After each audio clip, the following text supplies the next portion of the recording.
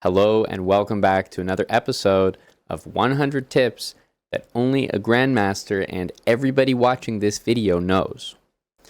I'm going to get right into it, and this tip for today is super simple, so I'm just going to say it plainly.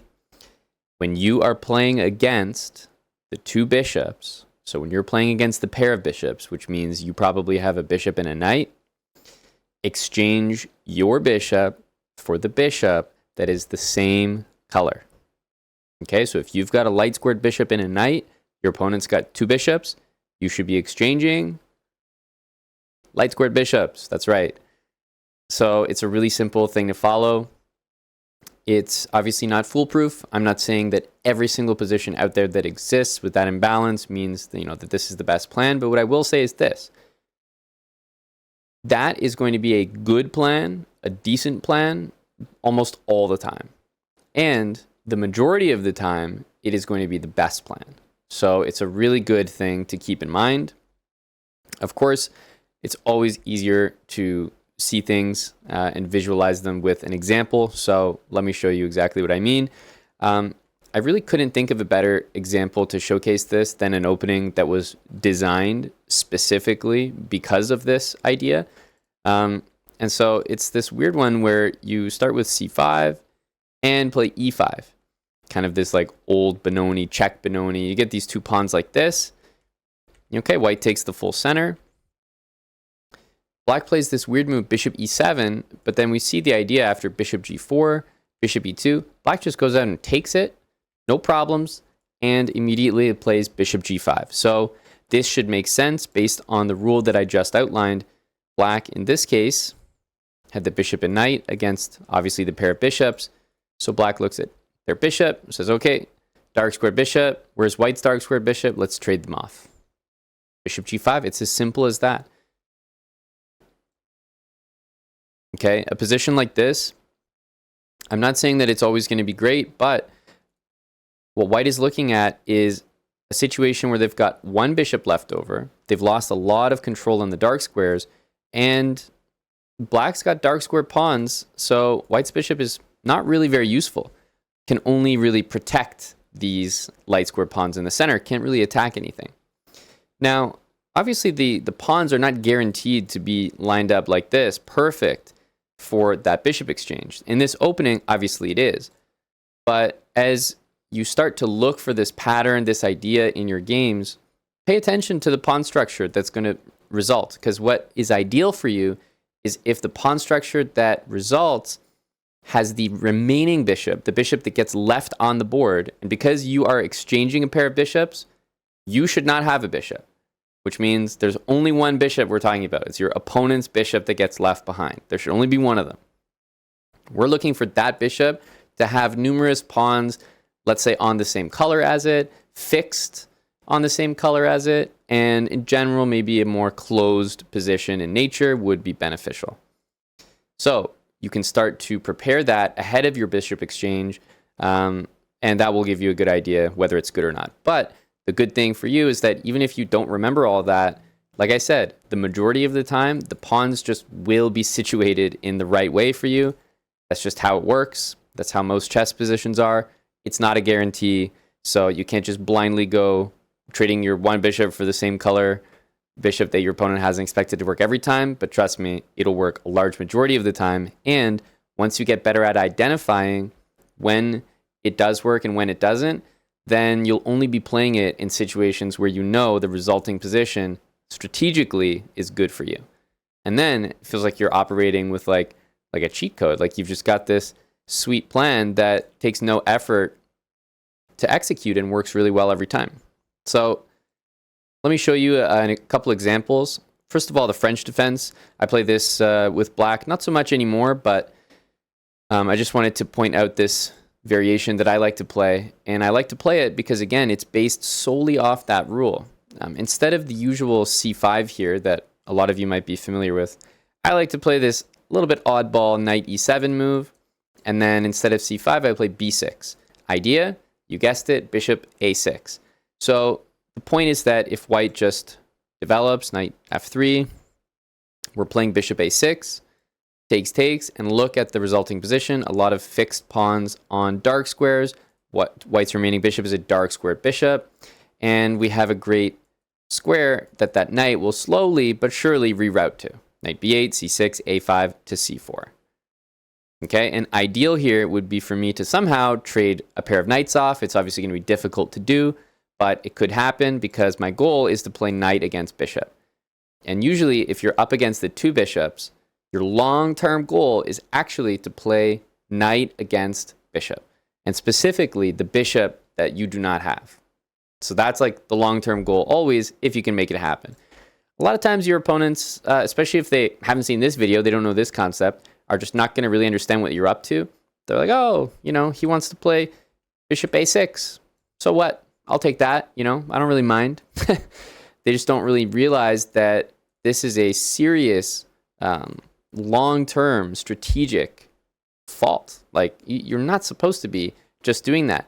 As white, even the move like bishop d3 feels like a little bit more of an achievement because at least your c4 square is not that weak anymore. But trust me, even trading here, still very good for us. So I really like this. Had you not known about this concept, I don't know, you might play bishop b7 here. Castles, and lo and behold, you might just be dead lost after bishop h7. So I'm saying, look out for this idea when you do not have the bishop pair. Sometimes the bishop pair can be really oppressive, really tough to handle, but this is a really easy plan. It works almost all the time, and believe me, I'm actively looking for this when I'm playing my games. So in this line, I just wanted to show you it first, but now I just pulled up literally my most recent game in this line. I don't play it that often, so I think this was actually from last year. Takes b6. And I just wanted to show you how a stronger player as white would actually handle this because, yeah, my opponent's a very good player here. Queen g4, h4. This is, of course, a shout out. If you haven't seen it, immediately go back in this series and watch the rest of the videos because this h4 move is a nice little call out to a previous tip video that we already released. If you know, you know. Okay, and bishop a6. So in this case, my opponent decided to play knight e2, preventing the exchange of bishops. And I just wanted to say, do not worry about this. If your opponent really, really works hard to not trade with you, it's okay. You're gonna be fine. All right? Usually, they're gonna be inconveniencing themselves more than you. Look, by doing this, white can no longer move the bishop and then can no longer castle. So white's actually quite inconvenienced here. And what I decided to do was reroute my knight, get my queen up. I mean, white's just pushing this a-pawn. I decided to play knight f5, just gain a tempo on the queen.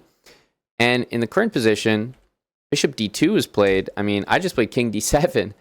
I mean, this position is a joke. We're almost on move 20.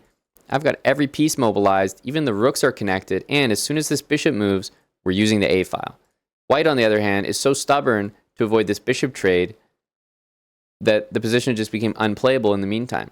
So the idea that I'm telling you about is so strong that if your opponent sometimes decides to avoid it, or like they know about what you're trying to do so much that they're like trying to stop it at all costs, trust me, it's still pretty effective. And I went on to win this game pretty easily with a nice tactic, knight f4, and queen takes c3 next with queen d4 or rook a1. So we just went on to crush this game, won very easily just off this idea of bishop a6. So I'll show you one more game. This was from a Title Tuesday. I literally just played it earlier this week. It's fresh. There's so many examples of playing against the bishop pair. You can probably think of even your own games, some variations you play where you maybe make an early trade. The Nimzo is a great example. You're always playing bishop knight against two bishops in the Nimzo. So there's lots of examples where this idea could apply. I decided to take on c3 and play queen h5. This is a position I've had numerous times, even this exact one right here. My opponent plays knight d3, a4, a5. And finally, after the move f4, we get a position where a forced sequence occurs. I threaten the pawn. White's reaction is to pin the knight, so I defend my bishop. And right now, I could already feel the makings of this bishop trade happening. And remember, this is two bishops against bishop knight. So you already know I'm looking for that bishop trade if I can get it. The c3 pawn was attacked. c4 ran into knight e3 with a fork on the rook and a pawn, so white defends. Now there's another fork. White defends. We finally get our bishop trade. Now white was playing a good move here. She played rook takes f3 instead of pawn takes because knight takes c2 just loses the knight. But I had no interest in that. I just wanted knight c4. We achieved our bishop trade strategically and structurally. We're doing fantastic here. Look at all these dark square pawns, dark square bishop. What did I say? Sometimes it just works out. Did I plan for all those pawns to be there for that bishop trade? Not exactly, but that's just how it works out. But it does mean that I probably wouldn't play a move like knight here because I would hand over maybe the opportunity for the c pawn to push. And so it's important that, once you make that bishop trade, you do start to control the squares opposite that bishop. And so in this case, I really like the move knight c4. And then I play this move f5. Might not be the best move, but I really like it. It secures the e4 square, and a couple moves later, you can see we have transitioned, as I mentioned earlier in this video, to that coveted knight against bishop position, which is often what you transition a two-bishop game, playing against two bishops, into. In the best case scenario, this is what it looks like. Dark square pawns, we have a knight against a bishop, so we're very happy here. And we went on to win a pretty nice game here. So that's the tip. That's it. I really hope it's going to be useful for you. This isn't something that, I've kind of cherry-picked for a video like this. I actively look for this idea in so many of my games, and I really think it's something that most people do not have a good understanding of. And I'm speaking about the level that I play at in Blitz. Whoever's watching this video, people, your rating peers, people at your level, I'm assuming that this is just going to work even better. So the returns should be even greater than, me trying to make this happen in my games. So I hope that you find success with it, but it's a really, really simple thing to look out for. If you ever happen to be against the two bishops, this is the best way to play against it, and you will quickly learn exactly when to implement it. And, apart from that, you can also think of it in the reverse. If you have the two bishops, make sure not only to keep them, but especially not to trade bishop for bishop, right? Because whatever advice I'm giving you here, you can obviously apply the opposite to having the two bishops. So really, this video is kind of like a 2-in-1. Anyway, that's the tip. That's all from me. I'm not going to make the video longer than it needs to be. I'll see everybody back for the next video in this series. Enjoy, and we'll see you next time.